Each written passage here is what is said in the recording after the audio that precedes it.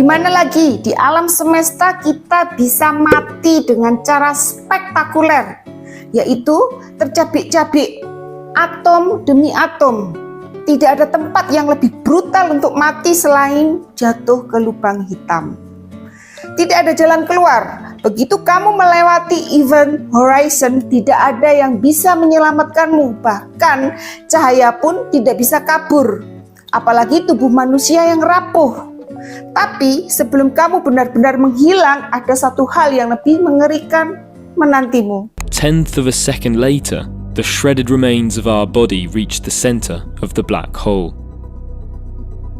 Some hypotheses even question the fact that one could survive crossing the horizon.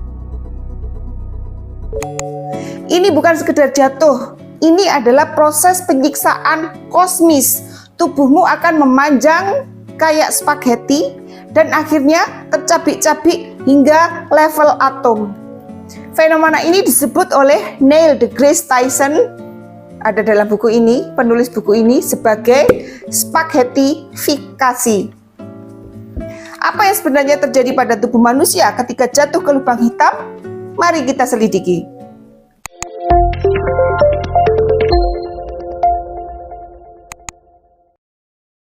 Buku yang menjadi dasar video ini adalah Jatuh ke Lubang Hitam. Judulnya karya Neil deGrasse Tyson, seorang ahli astrofisika. Buku ini bukanlah satu narasi panjang yang dirancang dari awal, melainkan kumpulan esai ilmiah yang pernah diterbitkan sebelumnya dan kemudian dikompilasi dalam sebuah buku. Gaya menulis Tyson ringan, menghibur, dan penuh humor, sesuatu yang jarang kita temui dalam buku sains serius.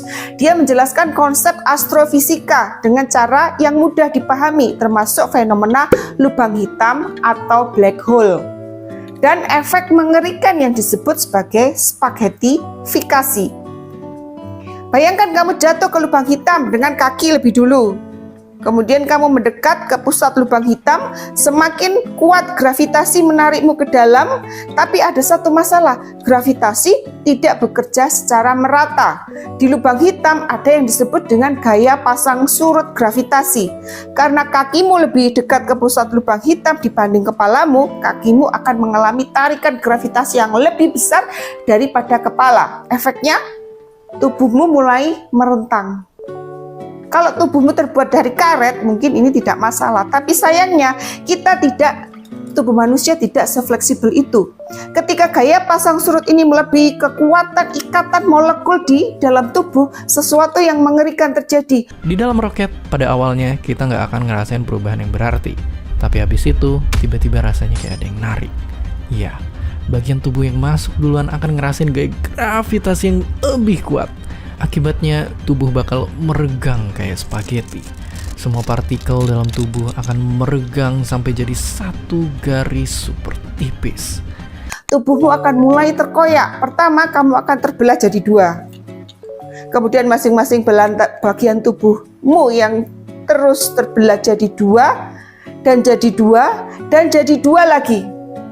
Setelah beberapa saat, kamu bukan lagi manusia, kamu hanyalah sekumpulan molekul organik yang kemudian pecah menjadi atom-atom terpisah. Dan tak lama kemudian, atom-atom itu pun tercerai-berai menjadi partikel subatomik. Beberapa menit yang lalu, partikel ini adalah kamu, saya juga. Jika CIA atau KGB memiliki akses ke lubang hitam, mereka mungkin akan menggunakannya sebagai metode penyiksaan paling brutal dalam sejarah. Tapi ingat, atom-atom yang menyusun tubuhmu ini bukanlah sesuatu yang asing di alam semesta. Mereka adalah atom yang sama, yang menyusun bintang, planet, dan galaksi. Karbon di tulangmu, oksigen di paru-parumu, besi di darahmu, semuanya pernah menjadi bagian dari bintang yang meledak miliaran tahun lalu. Life on Earth depends on the availability of the elements that have been traced back to stars, especially carbon, hydrogen, nitrogen, oxygen, sulfur, and phosphorus. These are the 6 most common elements of life on Earth, and they make up the vast majority of our bodies. Life also needs trace amounts of other elements, such as calcium, iron, magnesium, potassium, sodium, and zinc, all of which came from stars billions of years ago. These elements are essential for various biological functions, such as building bones, transporting oxygen, and regulating nerve impulses. Jadi meskipun tubuhmu hancur di lubang hitam, partikel-partikelmu tidak benar-benar hilang. Mereka akan tetap menjadi bagian dari alam semesta, sama seperti sejak awal keberadaan manusia. Manusia dan alam semesta terbuat dari unsur yang sama, dan bahwa kita tidak pernah benar-benar hilang, hanya berubah bentuk dalam siklus kosmik yang lebih besar. Sejauh yang kita ketahui belum ada orang yang pernah dimakan lubang hitam ya. Tapi ada bukti kuat yang memberi kesan bahwa lubang hitam di alam semesta secara rutin menyantap bintang dan awan gas yang kesasar. Bintang sebagai benda yang sepenuhnya terdiri dari gas panas bisa mengalami nasib yang sama seperti awan gas jika terlalu dekat dengan lubang hitam. Mereka tidak hanya tertarik masuk tetapi juga terkoyak, diregangkan, dan akhirnya hilang selamanya di dalamnya.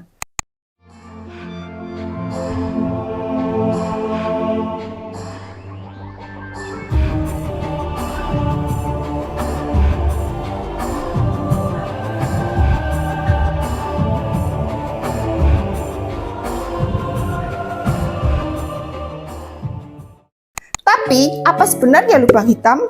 Kenapa bisa begitu ganas? Lubang hitam adalah makam kosmis bagi bintang-bintang yang terlalu besar untuk mati dengan cara biasa. Bintang yang masanya cukup besar, setidaknya 3 kali lipat dari matahari kita, akan mengalami akhir yang sangat dramatis. Lubang hitam adalah tempat di alam semesta di mana gravitasi begitu kuat sehingga tidak ada yang bisa lolos, bahkan cahaya. Mereka terbentuk ketika sebuah bintang raksasa mati dalam ledakan supernova dan runtuh ke dalam dirinya sendiri, menciptakan titik dengan kepadatan yang tak terbayangkan yang disebut singularitas.